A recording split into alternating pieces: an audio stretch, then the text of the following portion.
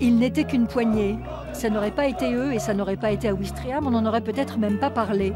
Mais cette manifestation anti-migrants du Parti de la France inquiétait beaucoup, alors nous nous devions d'y être, pour constater au bout du compte qu'il y avait plus de pour que de contre.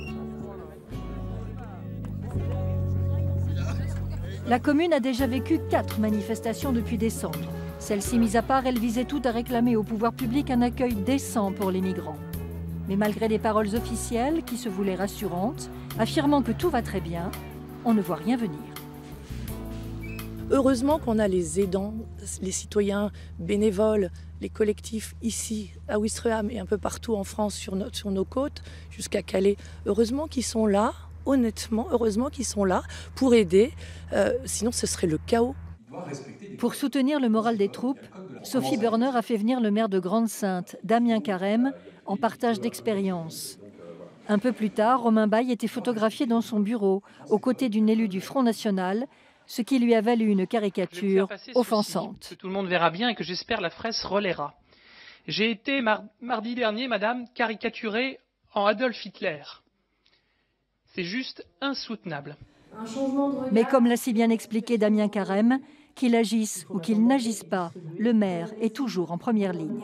Il n'est pas entendable qu'un maire subisse des pressions qui peuvent conduire jusqu'à des caricatures ou jusqu'à des menaces de mort qui ne sont pas entendables dans les difficultés que nous connaissons et dans la fonction qui est la mienne, qui mérite, à mon sens, un minimum de respect.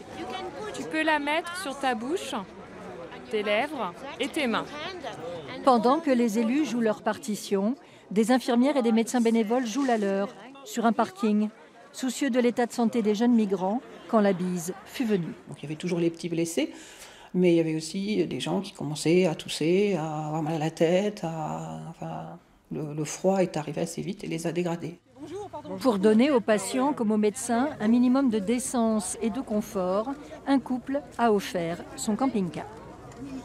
Un soir, je vois une amie qui est médecin, Anne, qui est en train de recoudre le doigt d'un migrant au cul d'une voiture avec la petite lampe torche et qui avait quand même un peu de mal parce qu'il faisait froid ce jour-là et il pleuvait. Donc on a décidé qu'on est dans les coups on a un camping-car à la maison, on s'en sert pas la semaine, surtout en ce moment.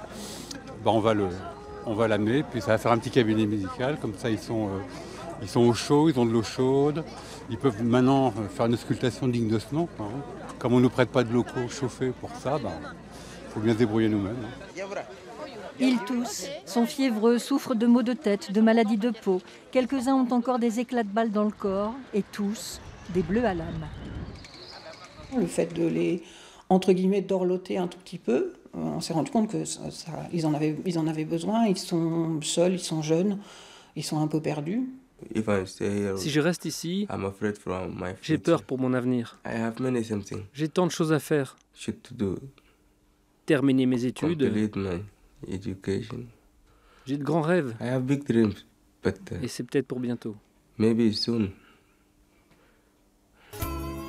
Mustapha, Harry, Isabelle, Guy, Béatrice, Romain, Mohamed et tous les autres écrivent sur le tas, chez nous, cette nouvelle page de l'histoire de l'humanité. Chacun avec ses armes, son cœur, ses croyances, ses convictions. L'éternelle histoire de la détresse des uns confrontés au confort et à la sécurité matérielle des autres. Une histoire de flux migratoires qui ne pourrait bien faire que commencer.